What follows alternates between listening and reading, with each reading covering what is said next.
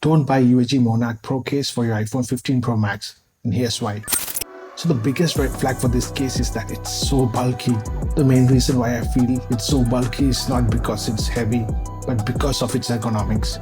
This case has very sharp and square edges all over. As a result, it doesn't sink in my palm so effortlessly like how other cases with rounded corners does. And on top of that, this case is deep. Not metaphorically, but literally. The next problem I have with this case is that this case is supposed to be MagSafe compatible so that my MagSafe accessories can stick to the case firmly. But I couldn't tell. All my MagSafe accessories simply refused to stick around, just like Leonardo and his girlfriends. Why did UAG choose to use such weak magnets? It's an age-old mystery, which I won't be able to solve. They could have charged a few extra bucks and added some stronger magnets. And speaking of extra bucks, this case cost around $80 US. Is it justified? I don't think so. But the only reason why you should even think of buying this case is that it offers some of the best protection you can find for your iPhone. The Monarch Pro is made out of 5-layer construction, including a shock-resistant core, an armor frame, layered with premium material choices like top grain leather or carbon fiber. In my case, it's carbon fiber. Then on top, a polycarbonate shear plate and an impact resistant rubber surround. All this mumbo jumbo means only one thing.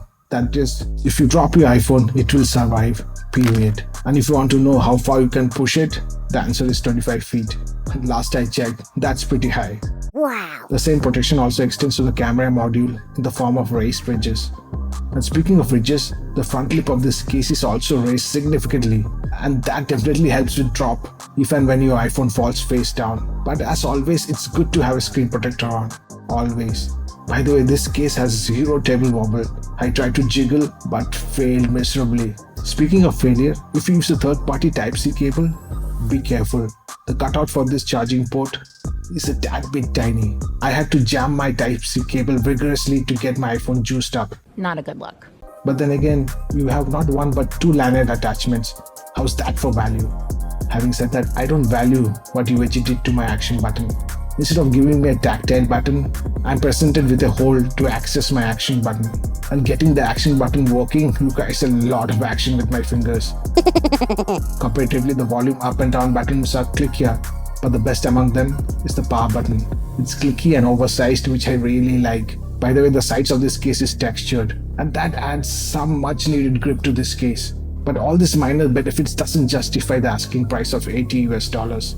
And if you're looking for a good value for money case, then click here and I'll see you there.